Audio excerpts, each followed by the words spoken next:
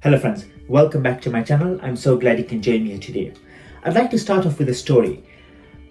This is a story about Mullah Nasruddin. Mullah Nasruddin is a famous sage or saint in the Islamic world, in the Arabic world, and he was known to do some silly things, but in it carried some great wisdom.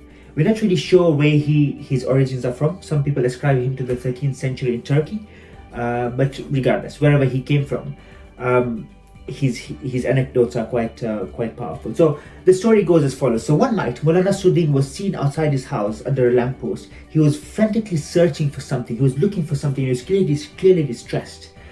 A group of people were passing by, and when they saw him distressed, they asked him, "Mullah, what's wrong? What's happening? You look distressed. Is there something wrong?" And Mullah turns to them and tells them, "I've lost my keys. I can't find them. Can you help me find them?"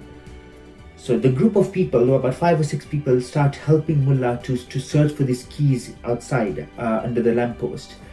After 20 minutes of vigorously and frantically searching for the keys, one of the guys turns to Mullah and asks him, "Mullah, can you retrace your steps? When did you last see your keys?"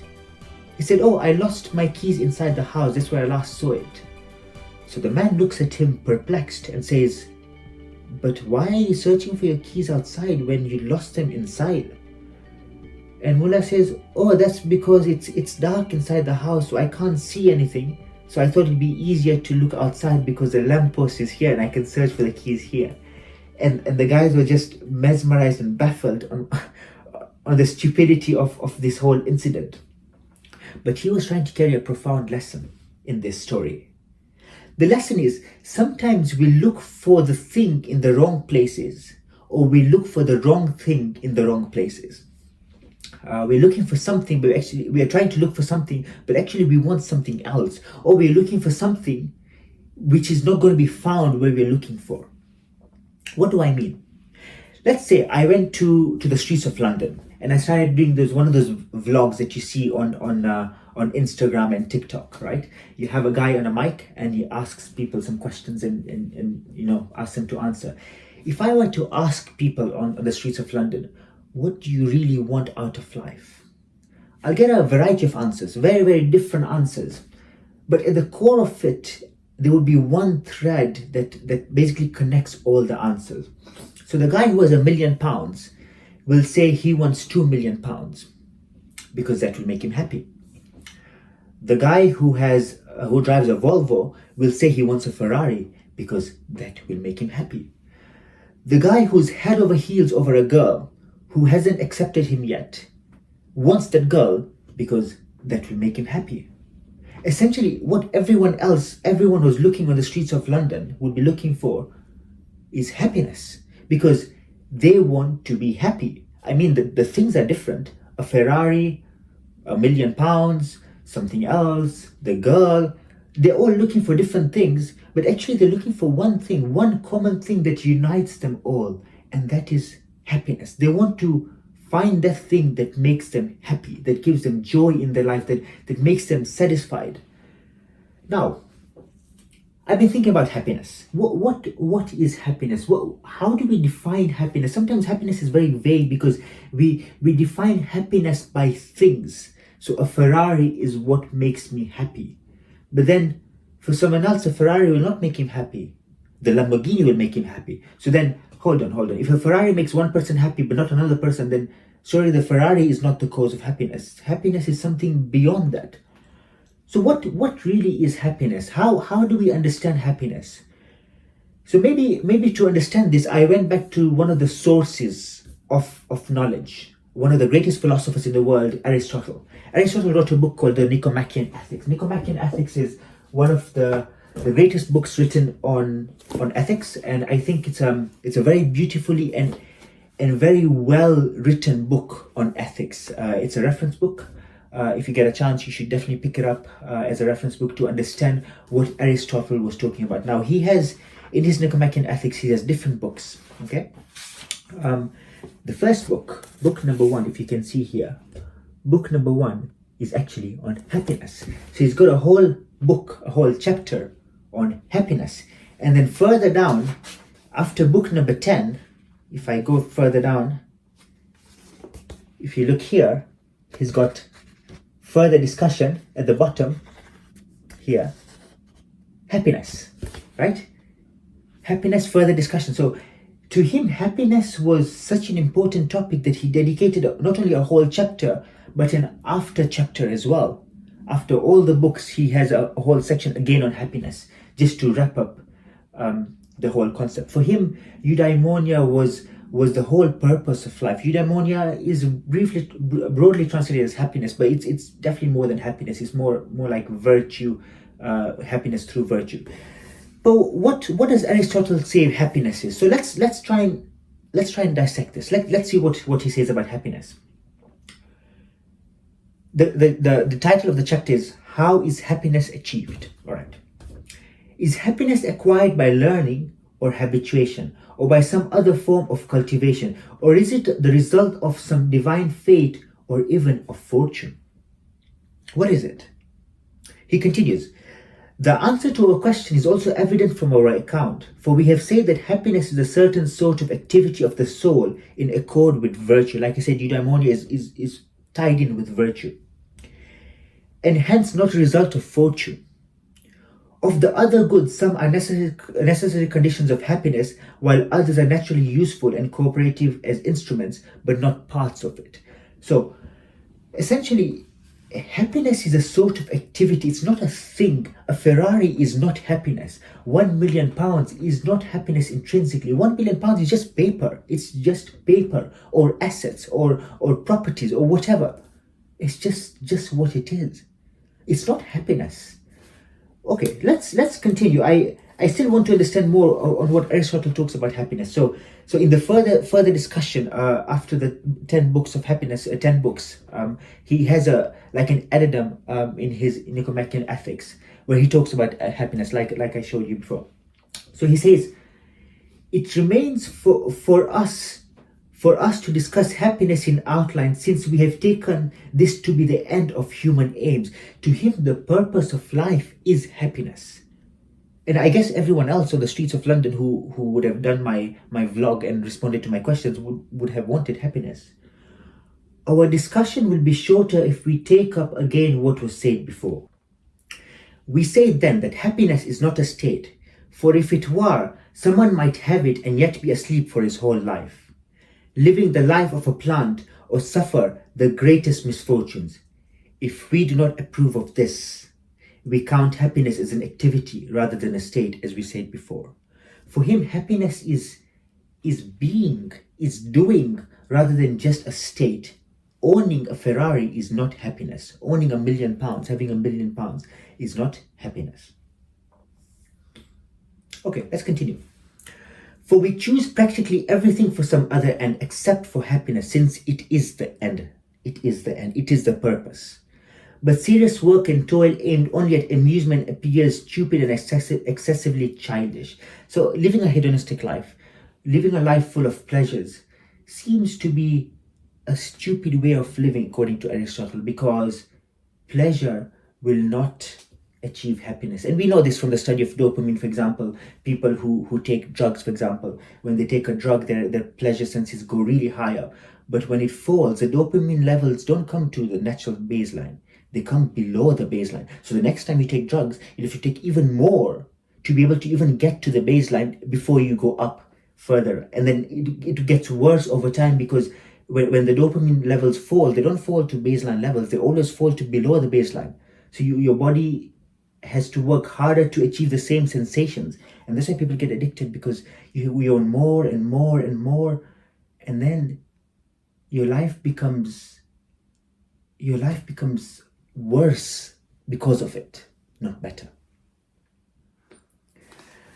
But the happy life seems to be life in accord with virtue, which is a life involving serious actions and not consisting in amusement, as we said before. Besides, anyone at all, even a slave, no less than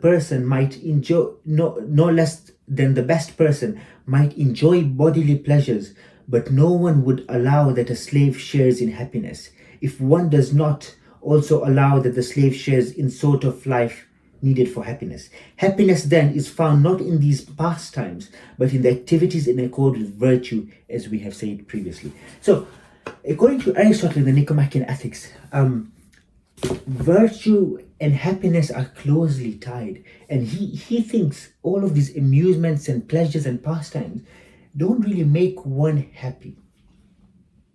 So what is happiness? What makes me happy?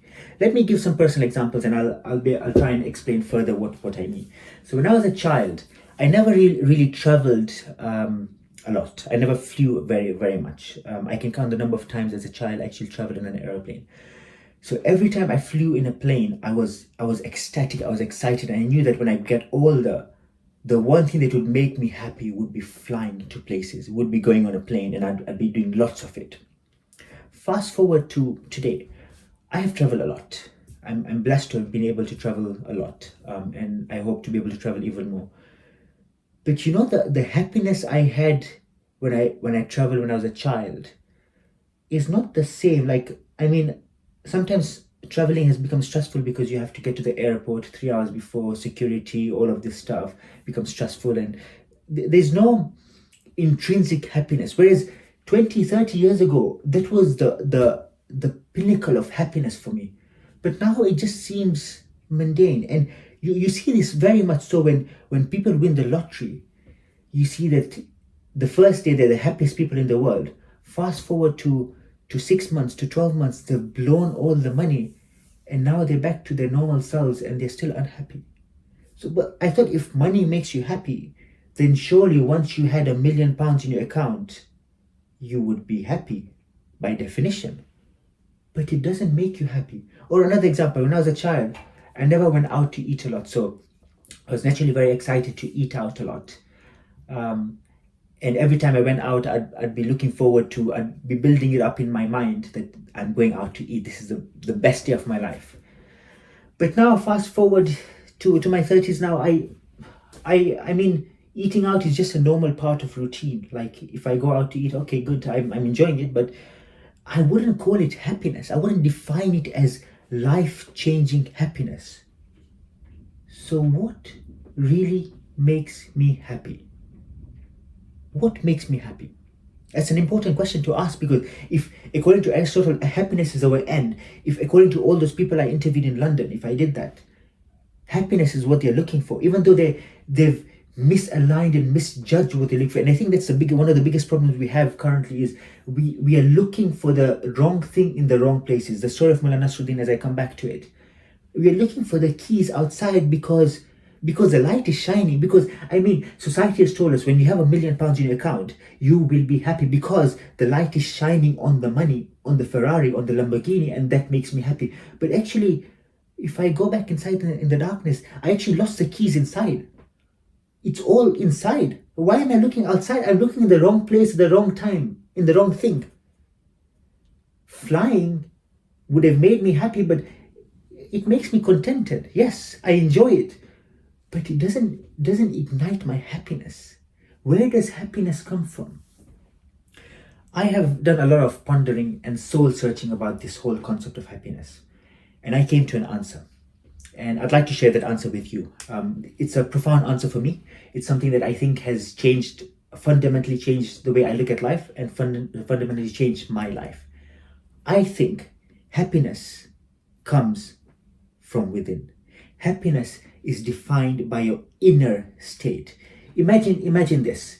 So let's say I'm back to my younger self, where I was ecstatic about eating out. Let's say as an example. Now, let's say I've been taken to a 2-star Michelin star restaurant with 2 stars, best food in the world you could ever imagine, and you know that this meal has been paid for by the person who's taking me. Okay. Outside, on paper, this would be one of the happiest moments in my life. Agreed? I think so. If I was ecstatic about eating out and now I'm eating in a Michelin star restaurant, yes, of course, I agree, 100% agree. But I haven't told you something else. Let's say I'm going through a marital breakup, or I'm going through a situation where my business partner has stolen all my money and I have nothing left anymore. Okay, let's imagine the situation. So internally, I'm feeling that. Externally, I'm having one of the best meals of my life. Do you think I'm going to enjoy that meal?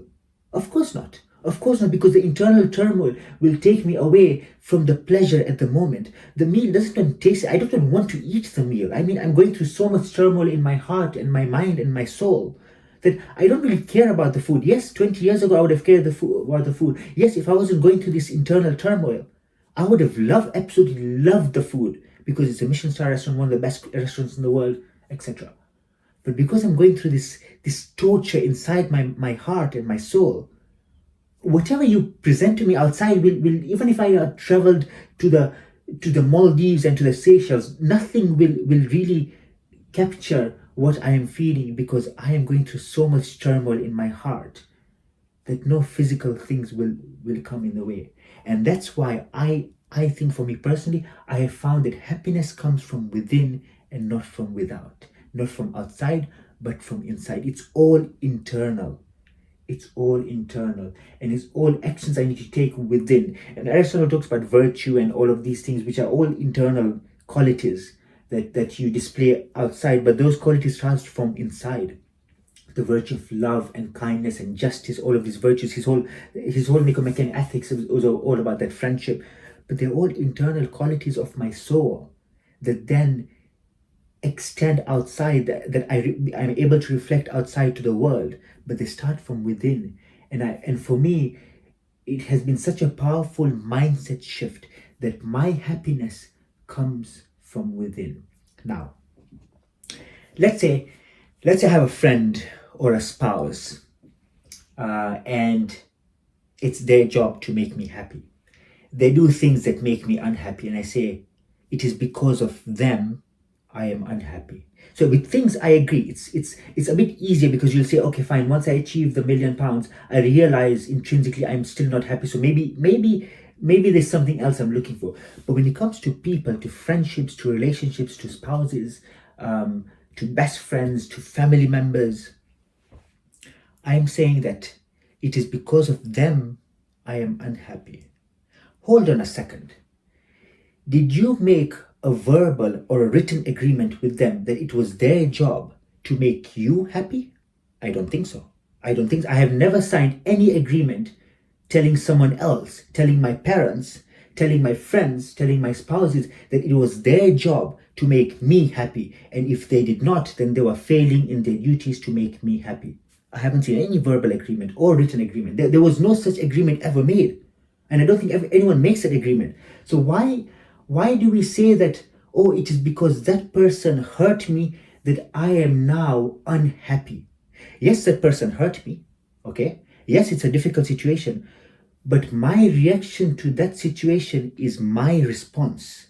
It is mine to own. And if I am hurt, that's fine, perfectly fine. If I'm grieving, that's perfectly fine. I've lost someone close to me. I'm unhappy because I lost a family member. That's perfectly fine. But now it is up to me to decide how I'm going to deal with that, because I have never signed any agreements with any single person whatsoever, nor have they with me. So it is not my job to make someone else happy, and it's not their job to make me happy. My happiness is from within. So if someone's disappointed you, if someone's hurt you, if someone's done something to make you feel like you're unhappy, then the happiness comes from within. And I've realized this, it's a very powerful mindset shift where you realize that actually my happiness is all internal. It all comes from within. It is not anyone else's job to make me happy. And then if I use the excuse to say that it is because that person hurt me, that person did something, or it's because I won the lottery and I didn't know how to control it, you're blaming external factors. But actually, it's all inside. It's all internal. It's all within me. The happiness that I seek is all within me.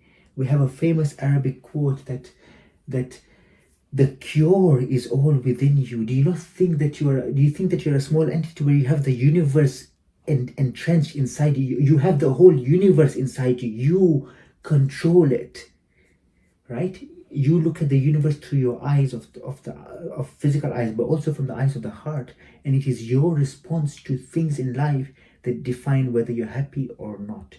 And going back to the example of the meal, the Michelin star restaurant, because of my internal turmoil, I couldn't enjoy the meal. But if I found a way to overcome that internal turmoil, then I'd still enjoy the meal. But the point is that physical things and people do not define our happiness. It is our internal state.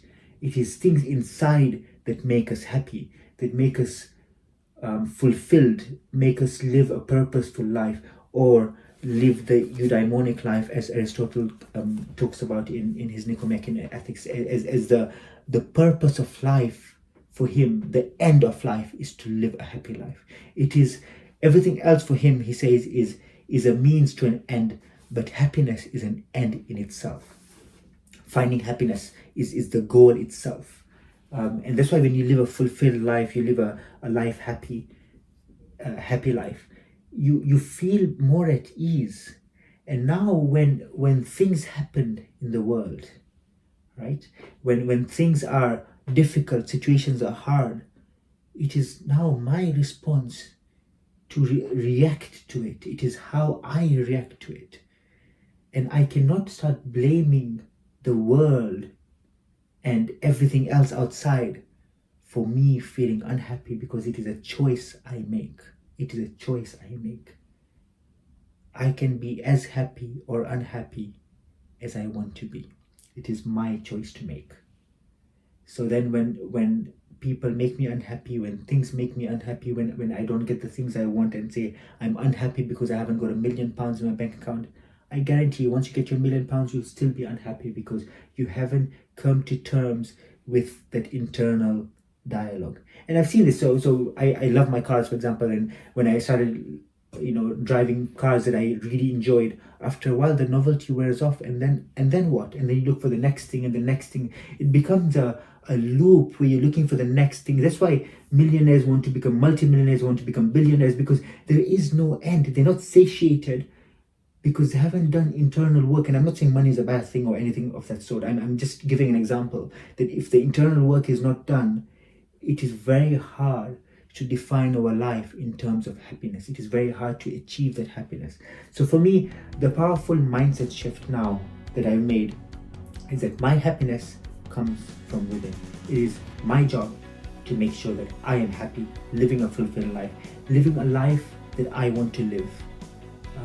And once I know that and I realize that, then I can't blame the world for anything that's gone wrong. I can't blame the world. Things are the way they are, and then it is my reaction to what happens that determines how I feel inside. And for me, I want to be rejuvenated. I want to be ecstatic about life, because life is a gift. It is a gift that God has given us to be able to live the best life we can live. And I want to do that. I want to live the best life I can live. And that all starts from an internal journey from within. So I hope any of this resonated with you, and if it did, please do try and implement it in your life, in terms of have this mindset shift where your happiness is your happiness. No one can take that away from you. Aristotle talks about slaves, right? And slaves enjoy bodily pleasure just as much as masters do, but it is the happiness that no one can steal away from you. You might change all your circumstances in life, but it is your happiness. I read a book last year called Man's Search for Meaning, Viktor Frankl, very famous book.